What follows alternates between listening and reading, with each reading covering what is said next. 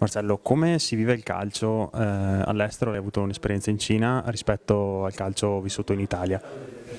Vabbè, non c'è quella ossessione che c'è nel campionato italiano, per esempio, però è un calcio in evoluzione, di buon livello, non a livello del calcio europeo, però c'è una cosa che non si tifa contro e questa è già una bella cosa.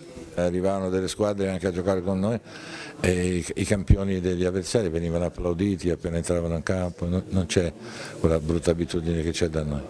Da quando ho cominciato a fare l'allenatore, io ho sempre cercato di costruire dei gruppi, io li ho sempre chiamati gruppi di lavoro, anche quando mi rivolgevo ai miei calciatori, li ho sempre chiamati gruppi di lavoro. Ho sempre cercato di costruire dei gruppi che avessero delle caratteristiche di un certo tipo, cioè di grande compattezza, di grande unità di intenti.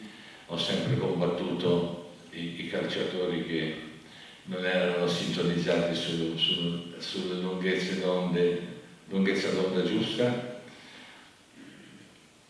Ho cercato di farli sintonizzare in tutte le maniere e quando non ci sono riuscito li ho presi metaforicamente per un orecchio e li ho esclusi. Ho sempre cercato di far capire che un calciatore deve mettere al servizio dei propri compagni e della propria squadra tutte le sue qualità.